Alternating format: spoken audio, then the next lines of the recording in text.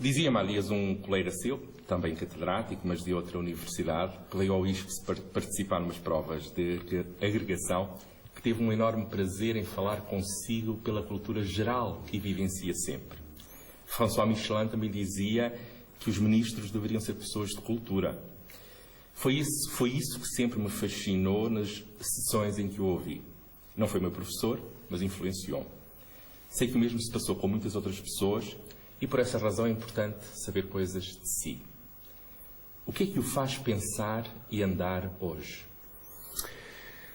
Olha, isso é uma boa pergunta, que eu não ponho assim muitas vezes por mim, mas sou capaz de responder. Bom, eu tenho uma...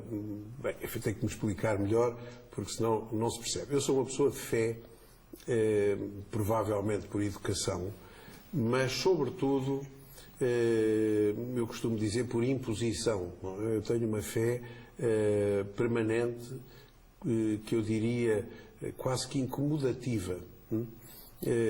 Nunca rejeitei, pelo contrário, sempre a assumi como sendo um caminho, mas não sei se teria tido muita margem de manobra se me rebelasse contra ela. Quer dizer, teria tido uma vida muito complicada, porque a minha fé, como lhe digo, é uma fé muito incómoda, muito permanente, muito essencial. E isto, quer se goste, quer não, sobretudo se aderir a esta circunstância, molda uma vida, molda uma pessoa. Bom, e neste sentido, eu sempre achei que tinha que identificar as missões que Deus tinha posto à minha seleção e à minha liberdade como missões potenciais. Eu acho que Deus não nos obriga a fazer nada, mas coloca-nos caminhos à frente e nós temos a liberdade de escolher. E, portanto, uma das minhas preocupações é sempre escolher o caminho que Deus quer para mim. E sempre que fui para momentos diferentes e patamares diferentes da minha existência, perguntei-me e perguntei, enfim, em quase que numa oração improvisada, se era aquilo que Deus queria que eu fizesse. Dou um exemplo. Quando começou a minha carreira política, como vereador, eu lembro de ter entrado na igreja de Santo António do Estoril e ter olhado para o altar e dizer assim: não sei se é isto que eu tenho que fazer, eu vou fazer, mas se não for, pedia um sinal que não fosse, que eu estou aqui a perder tempo, não era isto, não é? E ela correu logo muito bem. E, portanto, a minha vida pauta sempre assim, quer dizer, isto não é uma moda, nem um fait divers, nem um momento de debilidade emocional que me obrigue a recorrer ao transcendente, como sempre acontece com a maioria das pessoas. É uma forma de vida. É uma forma de vida. E, portanto, eu não resisti a isto, pelo contrário, assumi como sendo óbvio, não é? E como até por comodismo, quer dizer, a minha vida teria sido tão difícil se eu não tivesse assumido isto. Portanto, talvez seja isto que transpareça. Eu não preciso andar a dizer isto sistematicamente, que há ali qualquer coisa de inexplicável na minha conduta que reflita esta circunstância. Não se deve a mim, não é verdade, mas eu fiz um ex-libris um dia, mandei fazer, não fui eu que fiz, um amigo meu que já morreu, que tinha, enfim, emblemas da minha família, de um lado, do outro e tal, tinha as quinas no meio, as quinas não, as quinas no meio, uma caderna de luas, que é a representação dos sons, as flores de lis que vêm do outro lado, e depois um mote. Ele dizia: mas tem que ter um mote, isto é um ex-libris, tem que ter um mote. E eu disse: então ponha servos de Deus. Servos de Deus. E ele disse: servos de Deus porquê? Porque eu acho que é aquilo que nós devemos ser. E ele disse: mas isso é o primeiro grau da santidade. Então ainda melhor. Não é? Então ainda melhor. Porque aquilo que eu entendo que é um santo é uma pessoa que fez o seu dever, que fez aquilo que devia ter feito, que atuou com justiça. Não é? E como Deus tem que ser a justiça, aproximou-se de Deus tanto quanto possível. Nunca é possível, enfim, porque Deus não é uma entidade tão longínqua, tão suprema da nossa capacidade de perfeição, que é sempre uma caricatura, mas seja como for, fizemos o esforço e, portanto, é isso que se pretende, não é? Portanto, é isso que talvez seja essa a resposta. É uma resposta um bocado íntima, mas é aquela que me ocorre. É preciso obter respostas íntimas de quem marca a vida de todos os dias. A essa luz, como é que avalia a importância da sua obra? Desde logo da sua obra científica, mas também do seu percurso político e cultural. Noto, por exemplo, no plano científico, tratou de assuntos que quase ninguém tratou. Eu herdei do professor Adriano Moreira, de quem fui discípulo, de quem sou discípulo, duas coisas. A primeira, uma boa e outra menos boa. A boa é a de não ter medo de inovar. Não é? Ele fez sempre isso. Inovou, ele é uma mina, uma mina autêntica de pedras preciosas, algumas que ficaram em bruto, e eu tentei fazer isso à minha medida, mais modestamente, porque não tenho a capacidade que ele tem, o brilho, a centelha que ele tem. Em segundo lugar, fiquei com uma circunstância parecida com a dele, que não é, mas que é compreensível, que é de não trabalhar as peças até ao fim. Isto é, a ideia é brilhante, ele percebia a potencialidade da ideia, trabalhava brilhantemente, mas depois deixava a pedra meia em bruto e já não lhe pegava mais, ia para outra, e saltava para outra, porque a economia da vida é curta. E se calhar a opção era entre aperfeiçoar uma única pedra e torná-la, de facto, numa referência absoluta, exclusiva, ou então tentar burilar várias e deixá-las a meio, porque a vida continua, life goes on. E eu fui um bocadinho por esse padrão. E, portanto, olho hoje para a minha obra escrita e digo isto ainda está tudo em bruto. Quer dizer, está cá, algumas são bingos, como eu costumo dizer, outras não tanto, mas muitas das ideias precisam de ser trabalhadas e eu não estou a ver que tenha paciência para regressar e para ter aquele trabalho de profundidade, anglo-saxónico, ou alemão, mais alemão, da escola alemã, de fazer um tratado sobre cada uma das coisas. Se calhar vão ficar assim e depois, se alguém lhes quiser pegar, a ciência é isto, não é? É uma estafeta, não é? Não será uma especificidade portuguesa. Agostinho da Silva dizia que o gênio do sul da Europa, nomeadamente o gênio português, era bastante superior à capacidade e ao mas não temos a resiliência deles, não temos a disciplina mental deles. E eu tenho muito de anarquista, sabe? Eu cheguei a esta conclusão. Eu sou uma pessoa paradoxal, visto por mim próprio, visto de um ponto de vista crítico. Eu, como docente, quando me analiso, tenho alguma dificuldade. Porquê? Porque eu tenho algum paradoxo. Quer dizer, sou uma pessoa reacionária, não sou conservador. Eu costumo dizer isto sempre, e é difícil explicar isto à maior parte das pessoas que são, enfim, menos cultas nestas especificidades. O conservador é uma pessoa que tem medo da mudança, basicamente. É uma pessoa que prefere agarrar-se à continuidade do que saltar no escuro. E eu não sou nada disto. Nada, pelo contrário. Não é? Ora, sou reacionário porquê? Porque, enfim, na lógica da revolução, estou do lado do outro lado, não é? Sou um contra-revolucionário, identifico-me com o de mestre, em certa maneira. Não me identifico tanto com o Burke, não é? Está a ver? E, portanto, neste sentido, eu diria que não tenho nenhum medo da mudança. A mudança entusiasma-me. Está a ver? A revolução entusiasma-me. A revolução entusiasma-me. Eu sou um revolucionário. Há um professor catedrático que me topou. Há muito pouca gente que me tenha topado. Um professor catedrático alemão que está vivo. Alemão não, brasileiro, preso político, torturado, mas o Fidalgo, o Barão, o professor Muniz Bandeira, que vive na Alemanha, que espero que me seja a ver, que é um homem absolutamente notável, que escreveu agora um livro, mais um, que é uma obra, esse sim, uma obra colossal, porque tem aquela disciplina germânica que me falta, que se chama A Segunda Guerra Fria, que acabou de ir publicar. E que está proposta para o Prémio Nobel da Literatura, não vai ter, como é óbvio, mas seja como for, é um espírito irrequieto. E ele, um belo dia, disse: António, nós somos dos poucos revolucionários conservadores, eles chamam conservador, eu disse, eu não sou conservador, sou revolucionário e reacionário, se quiser, que é uma contradição nos termos, não é? E ele topou-me, quer dizer, ele apanhou-me esta lógica que tem um parentesco com o anarquismo, neste sentido de não me importar de demolir sem risco da segurança, sem temor pela insegurança, melhor, o que está para ir à procura de uma coisa diferente e melhor. Está a ver? Portanto, neste sentido, e digo isto quase que não só cientificamente, mas fisicamente. Fisicamente, enfim, eu não entro em pormenores porque esses aí são desagradáveis. Desagradáveis neste sentido, mas tem a ver com o PREC, não é? Mas quer dizer, houve uma altura em que foi preciso pegar em armas, por exemplo, não é? Na altura de uma revolução, e eu, enfim, alinhei e peguei em mim, e um belo dia, no dia 25 de novembro, estava numa rua com armas na mão e com granadas e tal, e eu que nunca fiz serviço tipo, militar, não é? Portanto, até fisicamente, se for preciso, está a ver? Ainda hoje, volta e meia para mim e disse, bem, qualquer dia temos que andar à pancada.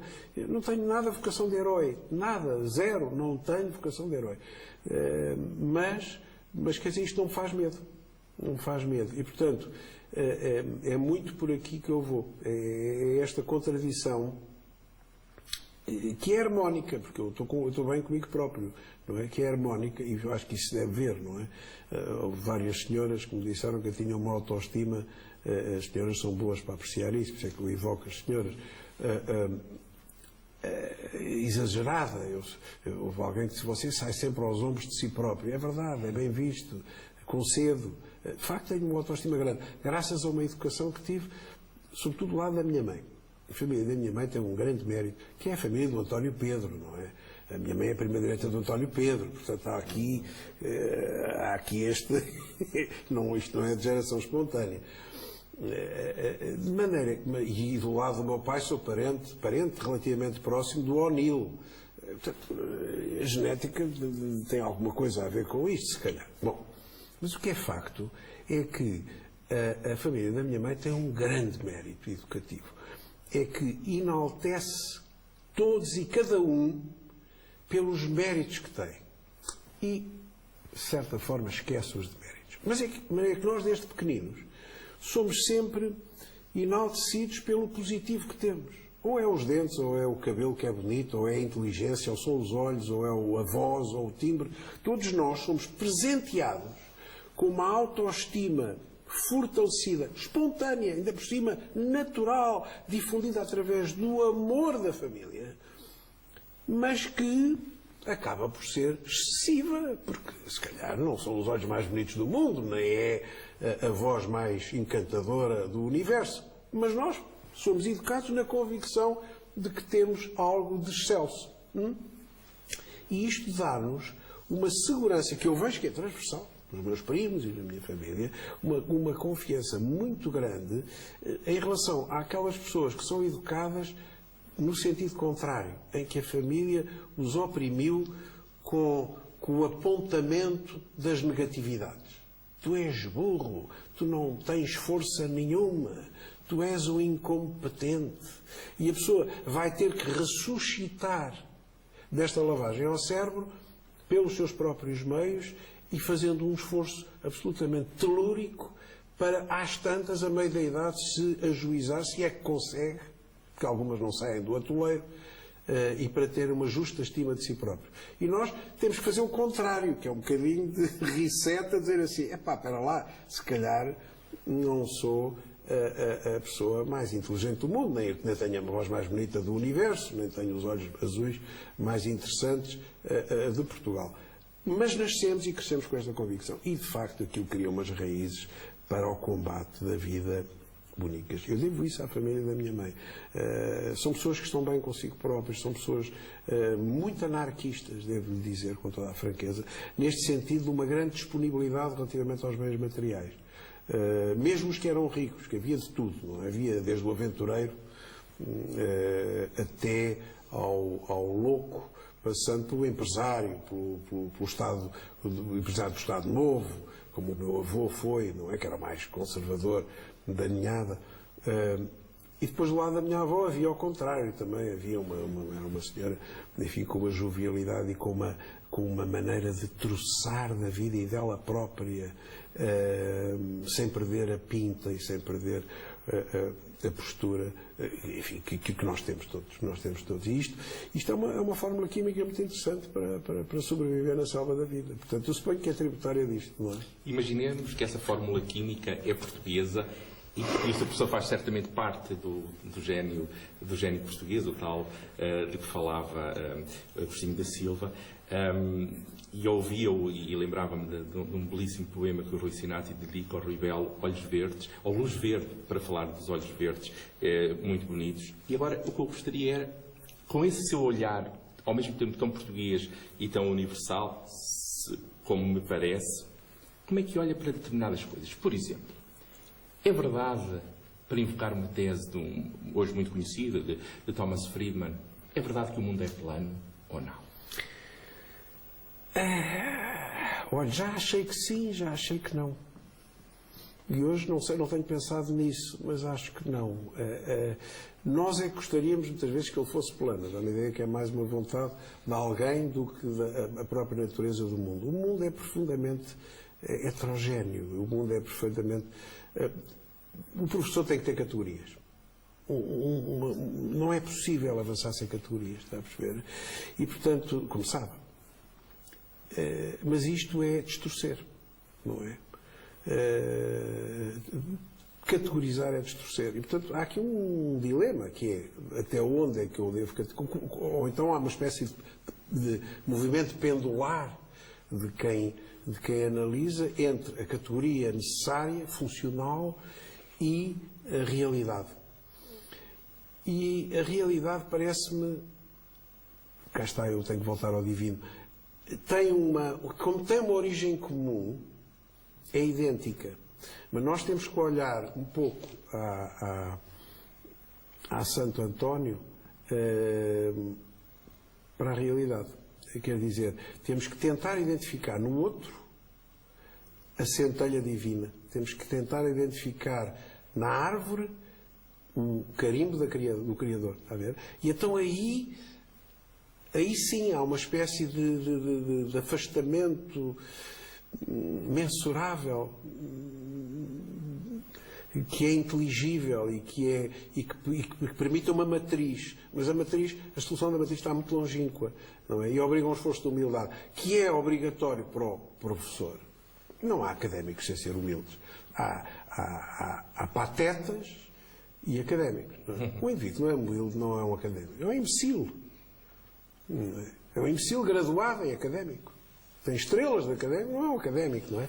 E, portanto, uma das coisas que eu procuro nas provas que faço de pós-graduação, e sobretudo de profissionais, é verificar, nisso estou muito de acordo com o meu amigo, professor Maltês e colega, é verificar a humildade do candidato.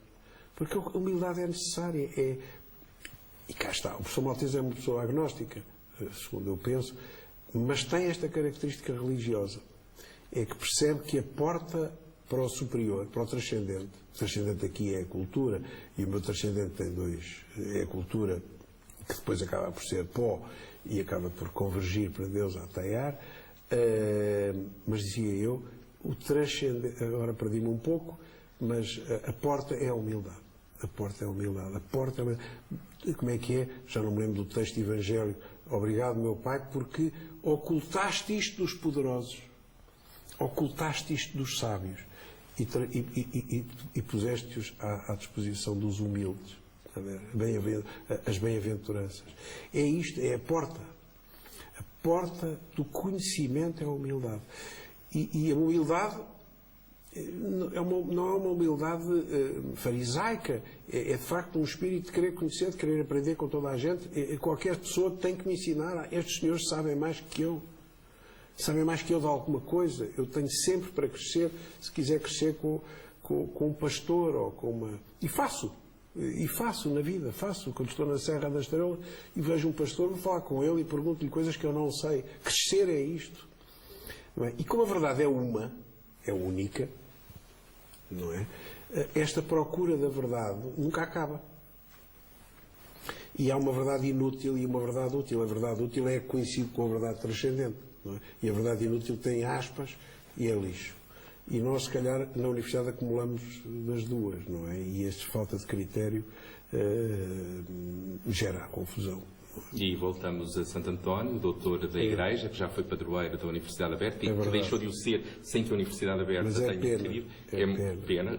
Ainda o dia ainda é 13 de junho. Um homem humilde, sem dúvida. E lembro-me de umas histórias de monges sábios escritas por um professor de Coimbra chamado Vasco de Campos, que curiosamente era tio do professor Maltês e curiosamente Exatamente, um homem... exatamente. Eu lembro do Vasco Campos e tenho escritos dele. Um homem muito religioso. Mas isso leva-me a fazer uma pergunta. Que é hoje Portugal e quem são os portugueses? Só me tem feito perguntas impossíveis. Bom, Portugal o que é? É viável? Não, nunca foi. Mas o problema é que nunca foi. E já cá estamos há uns séculos, não é? Isto não é viável, não é? Isto é um conjunto de calhaus e terra fraca, não tem minas, ou as que tinha foram exauridas no tempo dos romanos, dá-me ideia. Tudo decai em Portugal. Eu tive essa sensação, sabe, quando fui a Mértola. Estava na altura no governo e tive uma visita guiada em Mértola, extraordinária, em que eu percebi que aquilo tinha sido um apogeu e tinha tido um éclat, como diziam os franceses, estava reduzido a pó, cinza e nada. Nem as lampreias para lá iam já. E, de facto, isto é Portugal. Portugal é uma espécie de fênix. Mas é um fênix que já nasceu doente e que tende a morrer muitas vezes e a renascer as mesmas vezes. E, portanto, Portugal é um sonho. Portugal é um sonho. É uma... Cá está.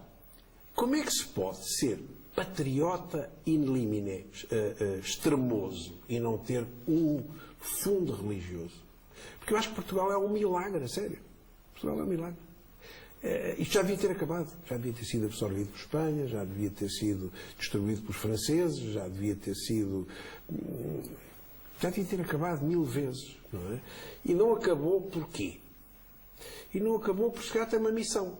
Eu tenho esta visão um pouco teocêntrica, excessiva, mas estou aqui a carregar nela que é para ser verdadeiro. Nós temos uma missão, tivemos uma missão, como toda a gente. Aliás, toda a gente tem uma missão. Todos nós estamos aqui por uma missão. Ou a rejeitamos, ou chamou-se às tantas uma cruz. Eu não penso que isto seja só negativo. A missão tem coisas boas, não é? A missão de pai é bonita. A missão de filho também é bonita. A missão de pintor é bonita. A missão de, sei lá, de artista. Portanto, a missão não é só cruz, não é? Tem, claro que tem. Tem sempre uma cruz associada, sempre. Que nós temos que aceitar e assumir como bandeira. E Portugal tem uma cruz, mas tem tido missões fabulosas ao longo da história. Nesta minha visão religiosa, eu tenho chegado a esta conclusão. Aquilo que nos está a acontecer, deste empobrecimento que nos leva à fuga de gente, que leva ao envelhecimento da sociedade, que leva a uma desertificação, é capaz de ser um mimo divino, veja lá. E porquê?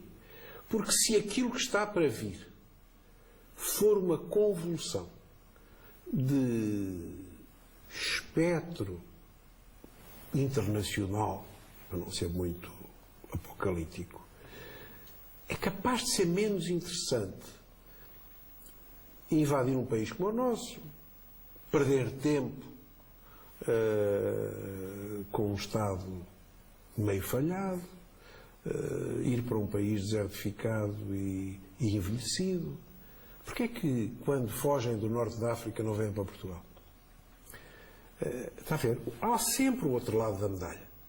Não é? Fogem para a Espanha, fogem para a Alemanha, fogem para todo lado. Porquê? Porque nós somos pobres. Porquê que os imigrantes que vieram para aqui já fugiram para o Brasil, já fugiram para outros lados? Isto é o outro lado da medalha. Se calhar ficam cá os portugueses, ficam cá aqueles que gostam disto, é com estes que isto tem que renascer, não é? Portanto, eu não acho que Portugal exista por acaso. Isto não é um equívoco da história, não é? Dura há tempo demais para ser um equívoco da história. Tem uma missão. Só que, qual é, digamos, a faceta cáustica? Eu gostava de empregar a palavra diabólica no nosso tempo. É a rejeição desta natureza transcendente de Portugal. É querer equacionar isto como um negócio, é querer equacionar isto como numa dimensão estritamente material. Portugal tem uma alma. Isto é uma nação multissecular. Isto é uma tradição, é uma história, é um ente. E nós não queremos assumir esta dimensão. Queremos racionalizar isto como um negócio. Este retângulo que está aqui é um negócio. Isto é diabólico porquê? Porque isto pressupõe a rejeição do plano transcendente. Não precisamos de ti para nada. Ó Deus, ó transcendente, isto não interessa esta dimensão. Isto tem que ser concentrado e tem que ser entendido como um mero objeto material de existência. E quando a gente afasta Deus, Deus afasta-se de nós, ou fica afastado, não é? Por natureza. E, portanto, vamos ter que nos reencontrar. E reencontrar, isto está dito tanta vez, através dos sábios, através dos fados. Isto foi dito por fadistas, não foi dito só por professores. Foi dito por políticos, foi dito pelo Dono Novas Pereira, foi dito por tanta gente diferente. Não é? E nós, em vez de querermos assumir a nossa integralidade, não sei como é que se diz agora, a nossa natureza integral. E dizer alto, o que é que estamos a fazer de mal? O que é que estamos a fazer de mal? Estamos todos à pancada uns com os outros, estamos todos a insultar uns aos outros e perdemos a dimensão humana, a dimensão do valor da pessoa humana, de cada português, a dimensão da pátria, a dimensão da nação peregrina, como diz o professor Adriano Moreira, em terra alheia, da nossa herança no mundo inteiro, e não queremos saber disto para nada. Deixámos de querer saber há muito tempo, não queremos saber da Ilha das Flores, não queremos saber daquilo que já saiu da nossa órbita e que continua a preservar. Sabe, a coisa mais impressionante que eu vi foi numa visita que fiz de Estado com o Dr. Mário Soares, a Goa da Moidio, que finalmente conseguimos entrar em Damão. E quando o Dr. Mário Soares começa a discursar no Leal Senado à população enorme que se tinha junto, com um tradutor inglês, começou um uivo generalizado e disse: não, fala português que nós falamos português. E quando saí daquele pelintro cá para baixo, passou um jovem que não tinha mais do que 20 anos, 19, 20 anos, e disse: eu sou o professor de português no Centro Cultural de Portugal. E disse: há um centro cá, feito por nós.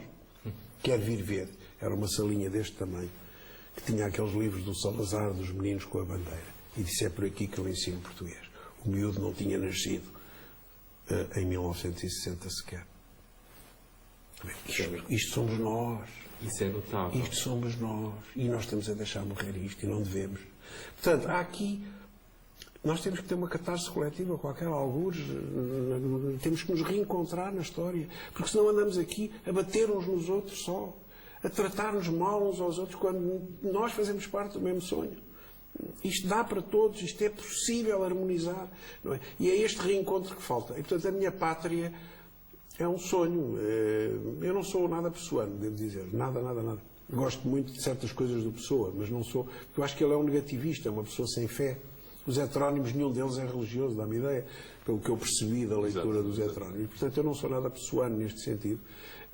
Acho que é um gênio acabrunhado.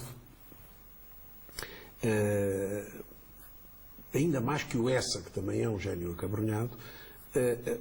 Mas pronto, são génios, fazem parte do nosso todo. Agora, a gente tem que se reencontrar. Mas ele percebeu esta ideia do reencontro, apesar daquela confusão toda. Não é? Tem assim uns... Dá-me a ideia que Deus Nosso Senhor não o deixava quieto, não é? Depois tem assim uns uns highlights, a mensagens, umas coisas assim, que de repente ele percebe isto, ele está lá, o incómodo disto está lá. Não é? E, portanto, falta aqui isto, não é? Falta aqui isto, temos que parar, não é? Temos que parar um dia, olhar uns para os outros e dizer assim, porquê é que a gente anda a fazer isto? Porquê é que andamos a tratar mal as pessoas? Porquê é que andamos a tratar mal a nós próprios? Porquê é que não temos respeito por nós próprios? Quando é que a gente se reergue outra vez? É isto que falta. Agora, a pátria morreu. Não, está suspensa, está... A pátria vai aguentar para lá dos portugueses, sabe? Porque eu acho que isto é transcendente. Se tiver que esperar uma geração ou duas, espera, mas isto renasce outra vez, não tenho dúvida nenhuma. Não é comigo, não é consigo, há de ser com alguém, cada parecer, porque isto é uma missão, ainda não acabou a missão no mundo atribuída a Portugal. Aliás, para quem é crente, não fariam sentido as palavras de Nossa Senhora em Fátima. Em Portugal nunca se perderá o dogma da fé. Mas para quê? Para quê? Várias nações serão aniquiladas, não sei o quê, e em Portugal nunca se perderá o dogma da fé. Mas para quê? Para que sim, só? Ou é para levar? A fé é algo que se transporta, é algo que se dá. Nós fizemos sempre isto, está a ver? E, portanto, eu tenho aqui uma visão chinesa. Eu não me interessa que eu seja o êxito me caiba a mim, está a ver? Eu quero ser apenas um estafeta deste processo. Quero levar o pauzinho dali até ali. E depois dar a alguém. Há de aparecer alguém que fica com o pauzinho. Eu tenho 400 alunos só este ano.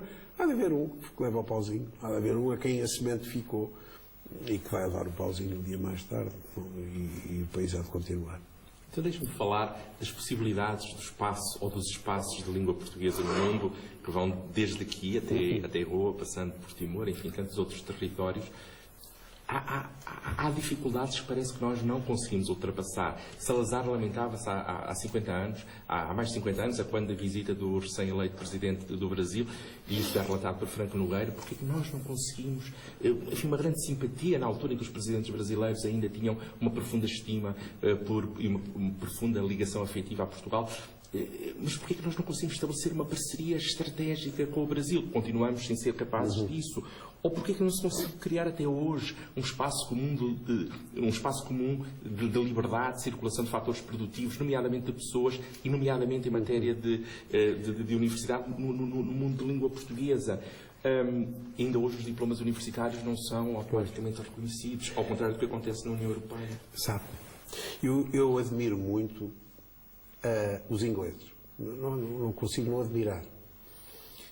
Eles, a uma dada altura, sem perder a forma, nós não temos respeito nenhum pela forma. Por isso é que não há ritual em Portugal. É tudo uma coisa, as procissões é uma confusão, é tudo rústico. Os ingleses têm o primado da forma. E o progresso faz-se por alteração da substância, do conteúdo. A forma mantém-se e o conteúdo evolui. Por isso é que eles têm aquela Constituição, enfim, com a Magna Carta de 1215 em funcionamento. É porque por dentro as coisas vão mudando, mas a forma mantém-se. É muito interessante. Nós não temos nada a ver com isto, nós às tantas cortámos com isto e fomos buscar a tradução francesa, que é a de fazer a Constituição perfeita. Não é?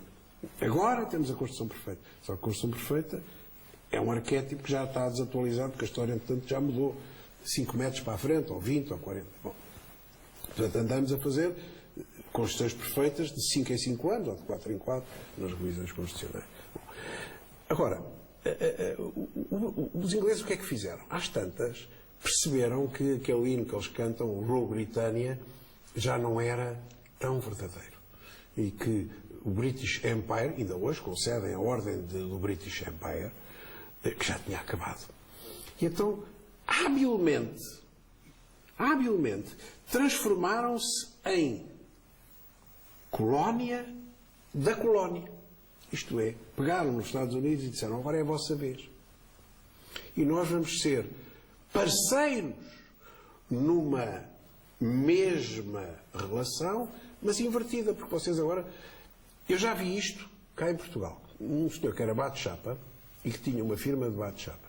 E às tantas o filho ficou o patrão e o pai era ajudante do filho. Isto é de grande inteligência. E nós nunca fizemos isto com o Brasil. E a maneira de conquistar o Brasil é inverter esta relação. Nós temos que chegar ao Brasil e dizer assim, meus amigos, vocês não querem ter o vosso Reino Unido na Europa, é Portugal. O que é que precisam? De que é que precisam? Mas não, nós continuamos com proa num barco que só tem cabine de comando, já não tem proa. Nós continuamos com proa, a achar que isto aqui é um diálogo de igual para igual com o Brasil. E não estamos a potenciar a circunstância de eles serem, de facto, uma potência emergente e de não serem, e de serem uma potência centrípeta, porque o problema do Brasil é esse. O problema do Brasil, idêntico à China, é ambos são potências centrípetas, para lhes darmos a mais-valia de uma testa de ponte na Europa. O que é que vocês precisam aqui?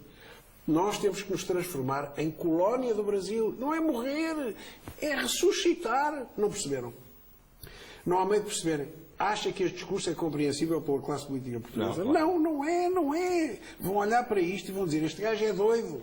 Também os políticos deveriam ser humildes. Não são, era o que faltava. Porque começam logo a fazer raciocínios comezinhos, que é, e depois onde é que fica o meu lugar? E nem sequer tem a visão estratégica. A visão acaba em frente ao nariz, não é? Porque a visão estratégica é aquele colosso que agora tem petróleo, que é uma potência inevitável, emergente, que tem o favor dos Estados Unidos da América. Repare que os Estados Unidos da América abandonaram a lógica do domínio continental, como chamava Washington aquilo, não é? Our hemisfério, o nosso hemisfério, our hemisfério, para uma relação pontual com Brasil, né?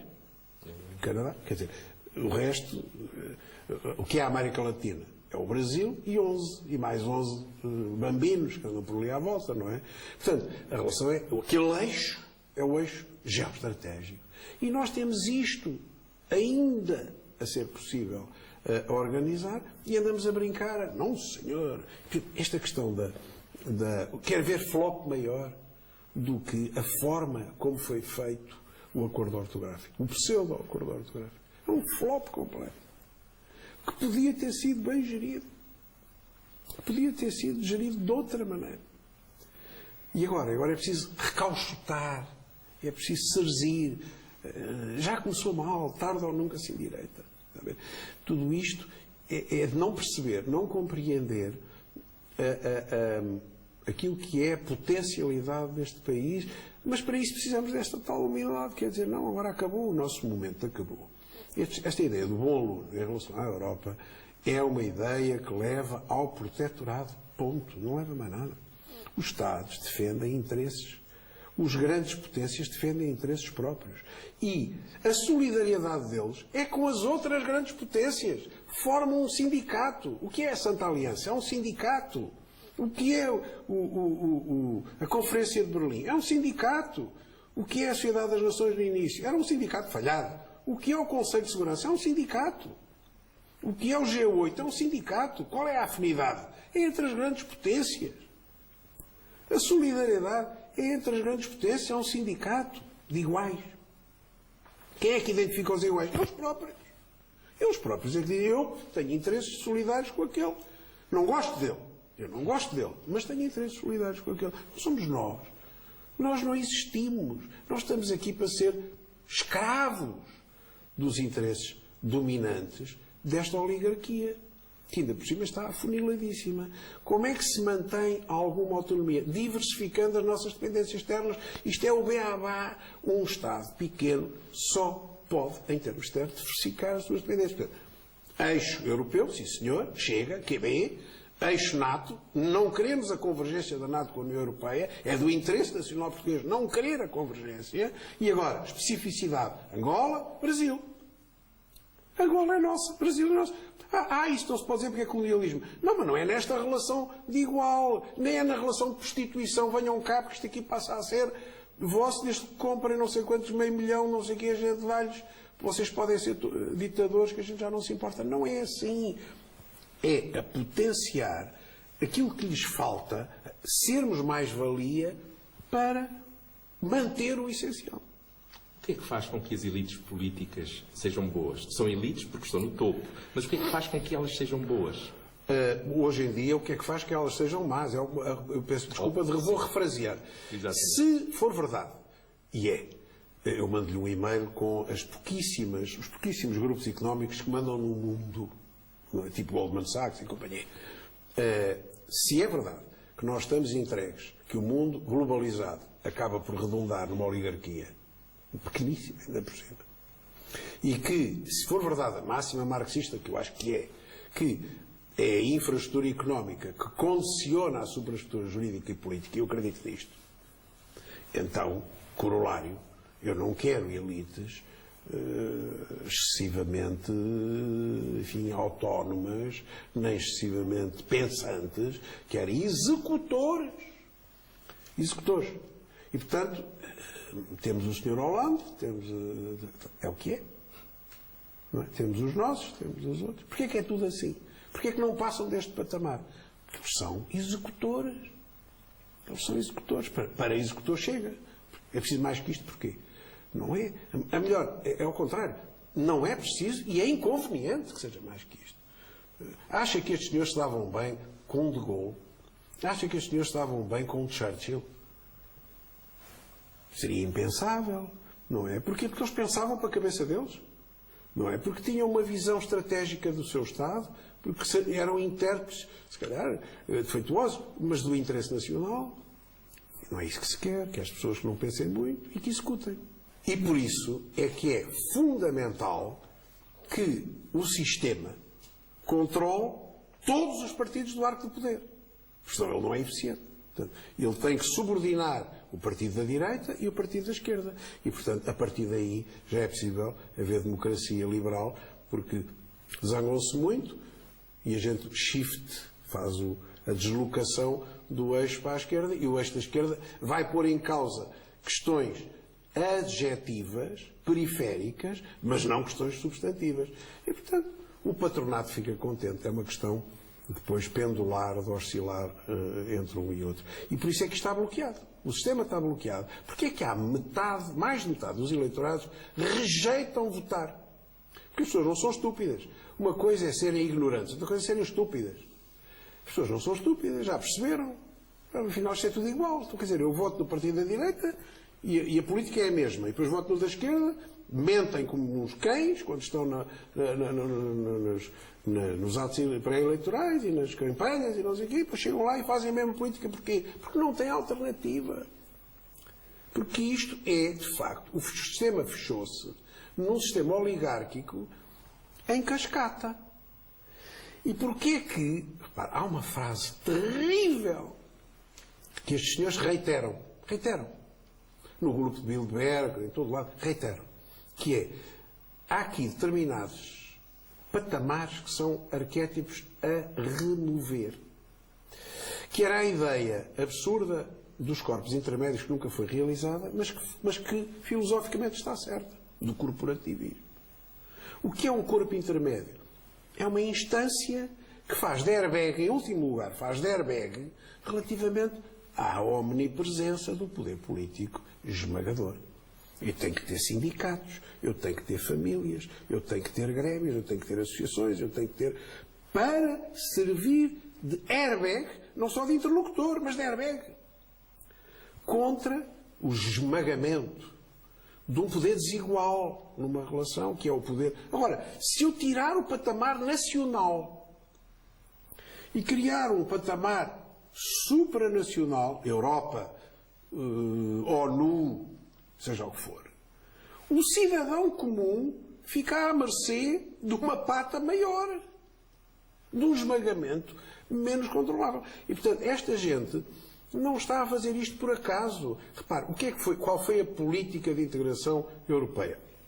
Esbroar o Estado por transferências para cima, por delegações de soberania interna e até mesmo externa na Confederação, muito bem, mas também para transferências para baixo. Regionalize, divida. Tudo isto em detrimento do Estado. Porquê? Porque a ideia é que isto é um arquétipo, isto tem que desaparecer. Isto é um empecilho. E, portanto, desaparecem que Estados? O nosso, o espanhol, sim senhor, mas acha que o Estado alemão desaparece? Não é? Acha que o Estado francês vai desaparecer? Acha que o Reino Unido vai desaparecer? Não, porque as grandes potências têm, em última análise, uma agenda que é defender interesses. Elas próprias não são o fim, mas são um instrumento privilegiado dessa oligarquia. E, portanto, nós chegámos a uma época de falsidade em que o dominador deixou de ter pudor. E esta é que é a característica do século XXI. Já não vale a pena disfarçar. As pessoas já perceberam. As internets já perceberam. A comunicação social já está comprada, mesmo assim já percebeu. Já não temos que disfarçar. Já não é preciso disfarçar. O demónio transformou-se em ostensivo. Deixou-se de disfarçar de fumo. Aparece à vista das pessoas. A dizer, cá estou eu. Paciência, aguentem, que eu agora é que mando. Bom, e as pessoas não são estúpidas. Ou melhor, muitas delas são ignorantes, mas não são estúpidas. Não é? E, portanto, reagem e dizem, mas para que é que eu estou a... Para que eu, com o meu esforço, estou a alimentar esta fachada? Então, nesse caso, não voto. É bom? Não.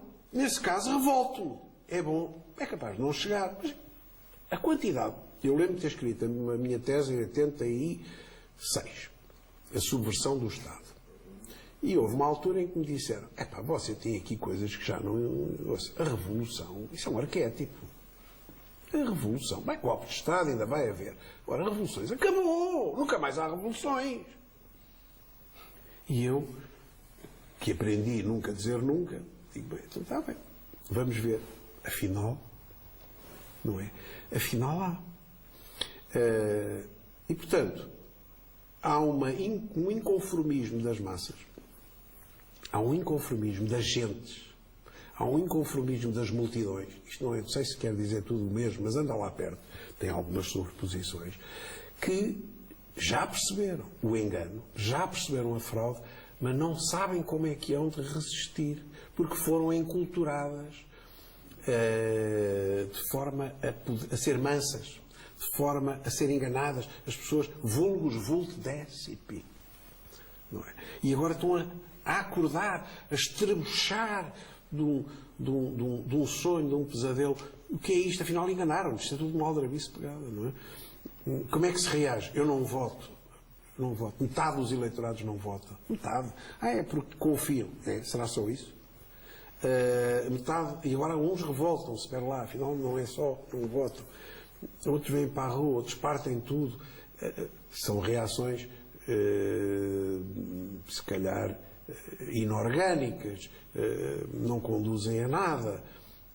Falta-lhes um pouco de marxismo, não aprenderam. Eu aprendi, sei qual é a diferença entre uma revolta inorgânica ou uma revolução. Ou um golpe de Estado. Ou outras coisas. Não vão ter que aprender, vão aprender a bem. E, portanto, o poder político vai ser, às tantas, confrontado com 8 ou nulos, não é? Está a ser confrontado com 8 ou nulos. Não podem, you cannot fool them all the time. Não é? E, portanto, vai chegar esse momento, está a chegar esse momento. E é bom que o poder político depois foja. O problema é este, é que fogem, já fizeram um pezinho de meia, já arranjaram um emprego lá fora. E depois quem se lixa é sempre o mexilhão, não é? O povo é sempre quem se lixa, os desgraçados, os marginais, as pessoas que mereciam a proteção da sociedade, a solidariedade dos que mais podem. Mais podem não é aqui no sentido financeiro, é dos que mais podem ajudar, que nós todos ajudamos, não é? A universidade é isso. Acabam por ser as vítimas maiores. E, portanto, se calhar também há aqui um dedozinho de Deus, quer dizer, como é que se ressuscita a humanidade? Como é que se ressuscita a fraternidade na humanidade?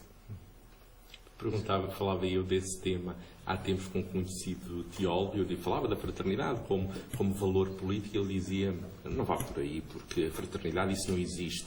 A mim, bastar-me-ia, dizia-me ele, falamos aqui de um teólogo, digamos, de esquerda, mas dizia-me ele, Anselmo Borges, dizia-me ele, a mim bastar-me-ia uma sociedade em que as pessoas se sentissem como sócios. Eu confesso que para mim isso é insuficiente. Isso é contratualismo, isso foi um substituto para a fraternidade. Mas é um substituto, é a maior. Eu disse aos meus alunos, quando ensino o contratualismo, digo, isto é a maior mistificação que existe à superfície da Terra. Nunca houve contrato social. Mas é aquilo que vigora.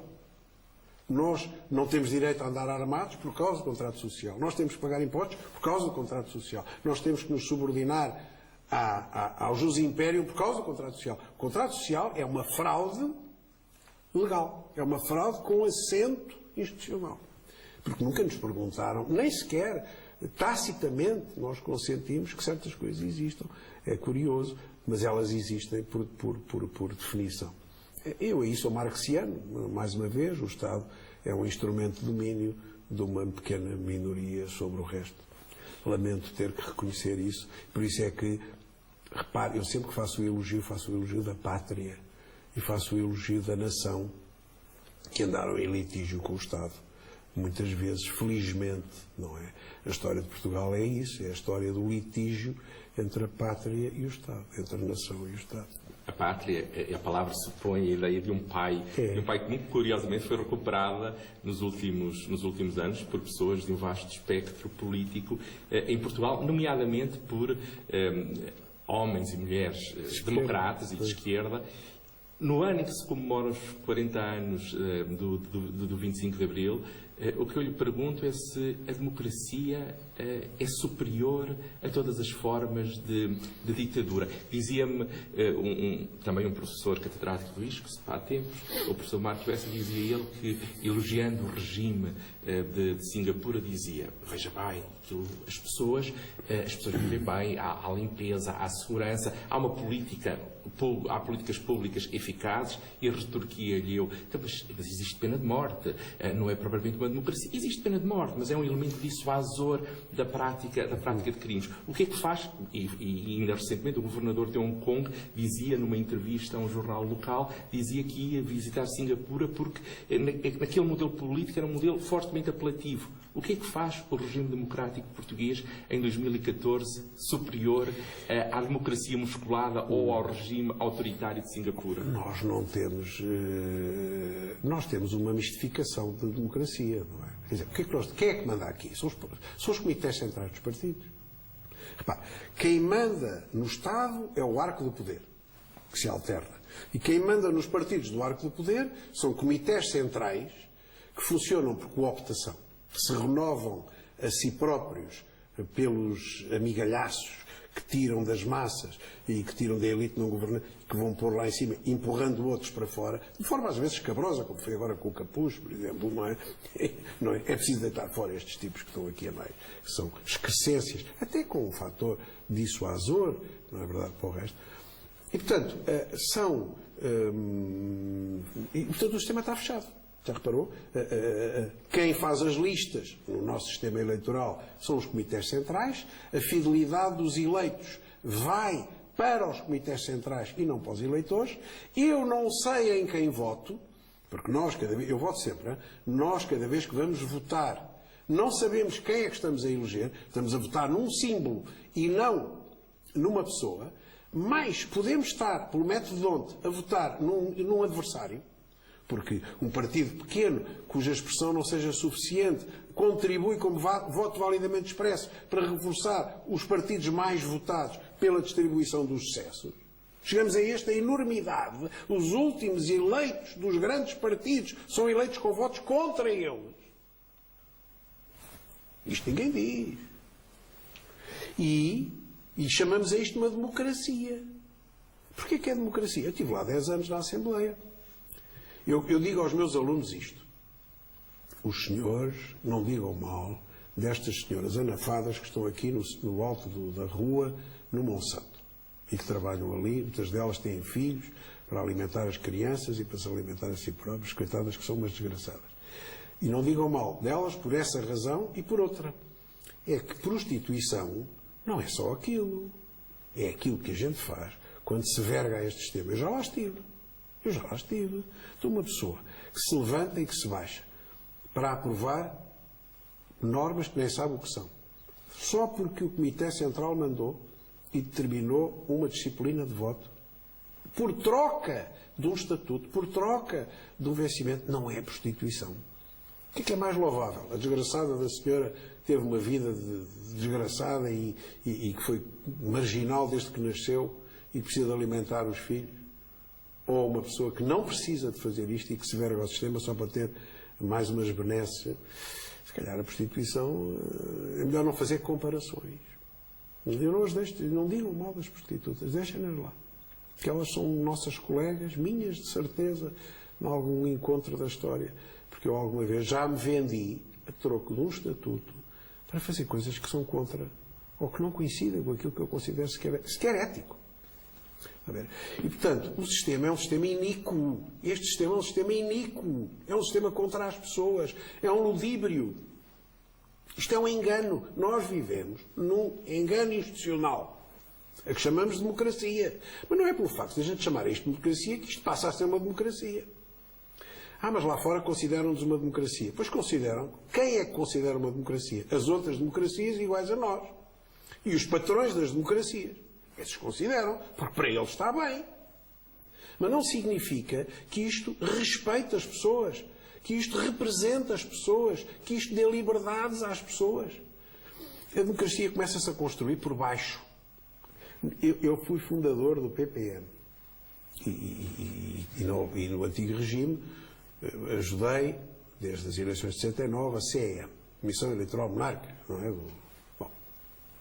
O Henrique Ferreira Ruas, enfim, gente que já foi, e está cá ainda o arquiteto Martelos, que é uma figura de referência, tá, mas muitos deles emigraram para outros partidos. Silvão foi para o Partido Comunista, por exemplo, outros já morreram. Bom. E eles, havia um tipo chamado João Camossa, que era advogado, bem exótico, e que dizia: isto tem que começar pelas comunas, isto tem que começar por baixo. E é verdade. A representação popular mais autêntica é a representação da administração local. E nós temos que ter um cuidado extremo, porque é o que sobra da democracia. Não é? Mas repare, há um ódio, ainda o outro dia dei uma conferência sobre isso, há um ódio dos comitês centrais, dos partidos, aos autarcas, que são queridos pelas populações, mas que não estão em consonância com o arco do poder. Ou que saíram desse mesmo arco do poder e que são eleitos e reeleitos pelo mérito da relação que têm com o seu próprio eleitorado. São insultados, são enxovalhados, são tratados abaixo de cão. E porquê? Porque não cumprem com aquilo que é o paradigma que deve ser, porque é ao contrário, é a extensão do poder político central sobre o poder político local. Aquilo é uma sucursal do poder político, não pode ser autónomo. A autarquia não pode ser poder autónomo, era o que faltava. Mas chama-se, mas não pode ser. Não pode ser. O que tem que ser é uma sucursal de nível inferior para eu conseguir controlar as populações no patamar abaixo. Está a ver? E isto é que é democracia. Porquê? Ó senhor professor, a pergunta que eu faço é: as pessoas estão contentes? As pessoas estão contentes com o sistema? Gostam disto? Quem é que gosta disto? Levanta o braço. Se a gente puder fazer isto aos 10 milhões de portugueses, se está contente, levanta o braço. Eu ouço a resposta. Eu já ouço a resposta, porque a resposta está nas abstenções, a resposta está nas manifestações, a resposta está no descontentamento geral. É por causa do dinheiro. Não é. Não é só. É por causa de tudo. As pessoas não estão contentes e a gente não para 5 minutos para dizer: espera lá, se calhar isto está doente. Se calhar o Estado está doente. Não é a pátria, é o Estado. O Estado é que está doente. O Estado está em violência contra a pátria. O Estado está em modo de violência contra a nação, contra as pessoas, contra os jovens, contra os velhos. Faz leis iníquas. O senhor professor acha normal que num governo de direita haja dinheiro para fazer abortos sucessivos, gratuitos e com pensão, e não haja dinheiro para curar crianças com cancro? Isto admite-se. Chama-se a isto o quê? Serviço público de saúde. Estamos a brincar. Estamos a brincar com a vida das pessoas. Uma pessoa que faz abortos sucessivos é uma inconsciente que não deve ser apoiada pelo Estado. O que é isto? Não percebeu como é que faz contracepção? Esterilize-se.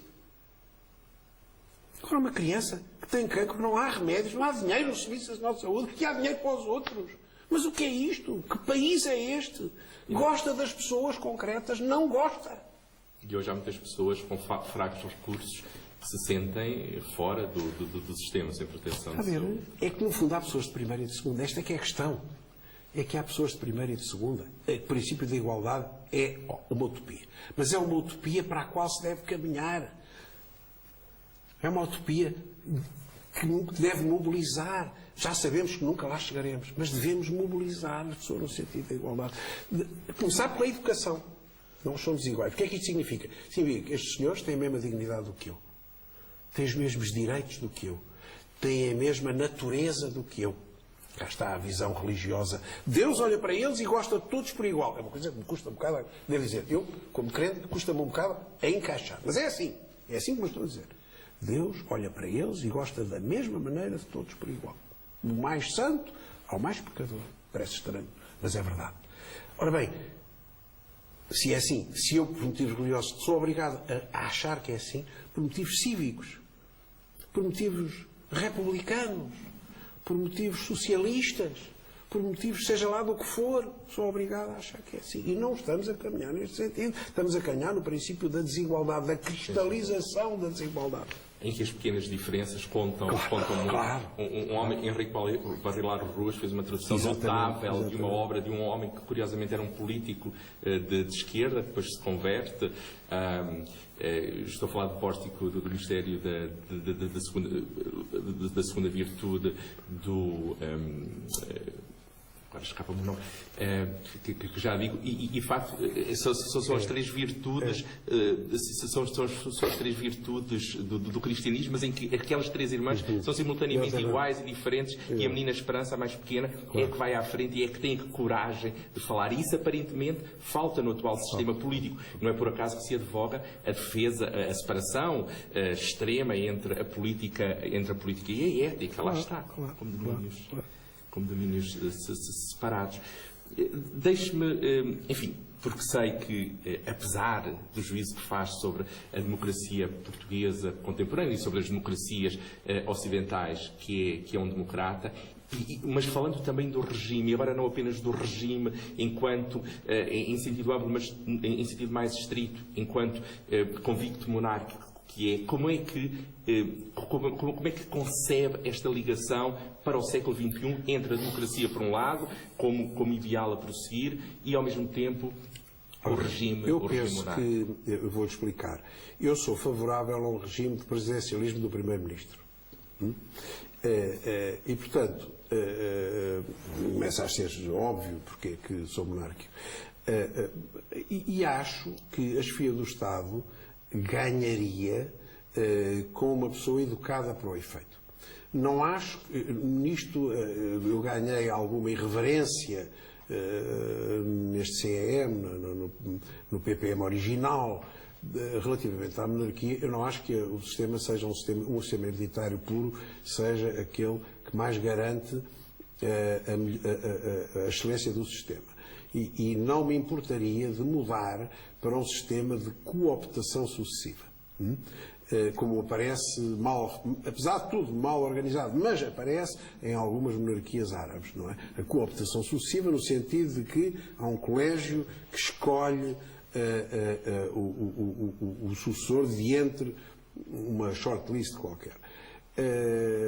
Agora, a independência do rei parece-me importante, mas sobretudo a educação do rei. A ideia de que a gente pode educar um rei ou uma rainha para ser a bandeira nacional, para ser o representante nacional. De facto, as funções presidenciais hoje em dia podem ser distribuídas sem desprimor para outros órgãos de fiscalização da constitucionalidade, para órgãos jurisdicionais. A mim não faz diferença nenhuma. Esta gente não gosta dos tribunais porquê?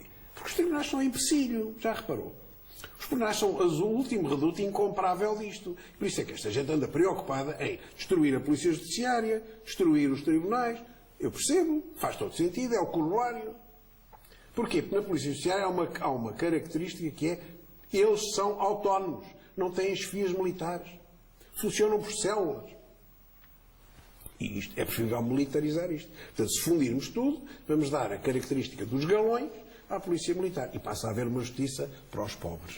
Passa a haver uma justiça para os pilha-galinhas. Mas esquecem-se os crimes económicos, que é o que é preciso. Portanto, como é que a gente consegue alterar o sistema sem destruir a aparência? É fundindo tudo com o argumento da economia, está a ver? E a seguir faltam os tribunais. O Ministério Público já está sob a alçada do Ministério. Se fundirmos o MAI com o Ministério da Justiça, ficamos com o problema mais simplificado. Se não der, porque o PS é capaz de não aceitar, então temos que criar aqui um sistema qualquer de limitação do poder jurisdicional, que é complicado, porque são independentes, aquela mania dos 3 Is, maçada, lá temos juízes independentes. Não. Quem são estes palermas do Tribunal Constitucional que agora resolvem ter ideias sobre a lei? Está a ver? Estamos aqui. Porquê? É porque é preciso integrar o sistema. Isto não pode ter leaks. Não é? E, portanto, o sistema está a ser unificado. Unificado. A unificação é o demónio. É a unificação na asneira. E isto tudo é feito contra as pessoas. Para favorecer. Eu pergunto sempre, para quê? Para quê? Isto é unificado para favorecer quem? Para favorecer os empregados? Não. Os pobres? Não. Os marginalizados? Não. A classe média em dificuldades? Não. Para favorecer quem? Os que mandam. Oh, mas que surpresa! São sempre os mesmos. A ver. Portanto, a sua pergunta era sobre quê? Agora, de repente... De que modo é que, por um lado, sendo um defensor da democracia, também... A monarquia não resolve os problemas todos. De maneira nenhuma, não é? Em certa medida. Mas, sabe, nós precisamos de ter algumas instâncias autónomas do poder político. Autónomas do poder executivo e do poder legislativo autónomas. E havia 2 ou 3. Havia o Exército e as Forças Armadas, que já foram sufocados ao limite. Agora falta a fase final. Primeiro foram aquartelados, depois foram subordinados e agora são diminuídos. Está a ver? Porquê? Uma questão de economia. A verba, como dizia a Natália Correia, é que condiciona o verbo. E, portanto, e agora vamos sufocar os juízes. Os professores já estão mais ou menos. Está a ver onde é que isto está a ver? Há aqui uma unificação na asneira. E, em vez de se olhar para o pluralismo como uma vantagem, eu quero ter dialética, não concordem comigo. Há alguém que diga ao contrário. É o escravo, não é? Que ia na carruagem do Víctor, em Roma, e que dizia: lembra-te que és homem, lembra-te que és um gajo igual aos outros, lembra-te que és pó. Alguém tem que nos dizer isto. A má consciência do Pinóquio. E, portanto, uma instância autónoma, olhando para a Europa dá-se mal com as monarquias? Não. A gente olha para a Dinamarca, e para a Noruega, e para a Suécia, e para a Bélgica, e para a Holanda. O que seria da Bélgica se não fosse o rei? Para o Reino Unido, assim, está em crise. Pois está, mas mesmo assim, quem me dera a mim certas crises, quem me dera a mim está no lugar da Noruega. Tão crítico como a Noruega. Não é verdade? E, portanto, não é tanto pela filosofia da monarquia, mas pela prática da monarquia. Olhem para o Japão, olhem à volta, gaita. Olhem, para que é preciso filosofia? Se a gente tem casos concretos, temos empirismo, olhe para ali. Não funciona melhor. Então, para que é que a gente há de insistir que não? O que teria sido da Espanha se não fosse o Juanito? Não é? A ver? E, portanto, não é preciso pela dedução à monarquia. Eu também lá chego, mas não é por aí. Olhem à volta. Olhem à volta. Uma última pergunta. O que é, para si, o governo das pessoas? De que modo é que esta fórmula, enfim, poderia usar outra, mas de que forma é que ela deveria ser ou pode ser operacionalizada para proveito de todos, com as tais elites que sejam boas, usando agora o adjetivo que eu inicialmente escolhi, ou para que elas deixem de ser más, como é o seu juízo? Há aqui um elemento aristotélico, otimista, que é o bem comum, contra o qual não vale a pena governar. Está a ver? Governar no sentido de positivo, não é? O resto é dominar. Eu oponho o governo à dominação, não é? O governo só excepcionalmente é que pode ser dominação, e é em alturas de círculo. E nunca pode perder o sentido do bem comum. Não digo perder o sentido do bem comum, perde o propósito. E, portanto, há um conjunto de palavras e de padrões de comportamento que têm que ser ressuscitados. Ou têm que ressuscitar. Têm que ressuscitar com outro conteúdo eventualmente. Por exemplo, o sentido de missão. Isto tem algum sentido hoje? Tem. Qual é o novo sentido de missão do século XXI? Qual é a missão de quem governa? E isto tem que ser aferível. Isto tem que ser escrutinável. Não pode ficar impune. E fica. A expressão serviço público desapareceu, Desapareceu. Da legislação. Ninguém quer ser funcionário público. Porquê? Eu digo sempre, porquê que o senhor é funcionário público? Eu sou um funcionário público. A minha função é para o público. E, portanto, esta ideia de que ninguém quer servir, e repare, as pessoas todas foram transformadas em técnicos. Técnico auxiliar de limpeza. Mas porquê? É para não ser degradante. Não, não é. A ideia é de que somos todos técnicos, que temos uma função burocrática ou administrativa, de certa forma standardizada, impessoal. Já não é o servidor que conta. É um conjunto de procedimentos que estão perfeitamente tipificados e que devem ser exercidos com níveis de mínimos e médios e máximos e corresponder a uma tabela. E tudo o que é amor está fora disto. Tudo o que é devoção está fora disto. Não tem mérito. Palavras proibidas. Proibidas. Já reparou? Já reparou? Premiar a devoção? Para quê? A devoção que fez o ensino primário em Portugal. A devoção que faz... Sr. professor, assim pagam-lhe que chegue. Não, a mim não pagam. Mas não é por chegue em função dos 40 anos de serviço que eu tenho. É em função daquilo que eu dou de mim aos meus alunos. E aqui para nós, ainda bem que não pagam. Pagam o suficiente para eu sobreviver, mas ainda bem que não me pagam isso, porque eu quero que isso seja dádiva. Eu quero que isso seja entrega. É a maneira de eu olhar para mim, não ter vergonha de olhar para o espelho e dizer assim: epá, tu ajudaste a formar gente, não há nada melhor que ao fim de X anos ver, eu já vi velhinhos de bengala a dizer eu fui seu aluno. Não é? Alguns militares de patente superior, eu fui seu aluno, eu aprendi muito consigo. É que está pago naquele momento. O esforço está pago naquele momento. Está a ver? E é isto que falta. Ou recuperamos isto para o Estado, ou não vamos lá. Há uma vantagem em Deus Nosso Senhor, sabe? É que Ele não deixa que a gente lá vá. Não deixa. Não, Ele é o Senhor do mundo, é o Senhor da história, é o Senhor da justiça. Não deixa. A gente vai continuar a amarrar contra a parede, vamos continuar a afundar esta porcaria toda e no dia em que nos sujeitarmos ou à sua lei ou a Ele próprio, vai dar ao mesmo, mas enfim, eu percebo que seja diferente. Enquanto não fizermos isto, não vamos lá. Não vamos lá, vamos continuar a fazer asneiras, vamos continuar a bater nas pessoas, vamos continuar a criar ódio, vamos continuar a criar miséria, sofrimento, mas não vamos lá. E, portanto, há de haver um dia de catarse, há de haver um dia de reflexão, a gente vai ter que se encontrar. E enquanto nos encontrarmos, não vale a pena estarmos a apontar o dedo às instituições, porque sejam quais forem as instituições, funcionam mal. Porque as pessoas não se querem revolucionar a si próprias. A grande revolução que falta fazer é a revolução dos homens, não é das coisas. Sr. Professor, Eu vou lá. muito obrigado por ter aceitado o nosso convite e foi um grande prazer. Muito obrigado. Muito obrigado. Muito obrigado. Muito obrigado.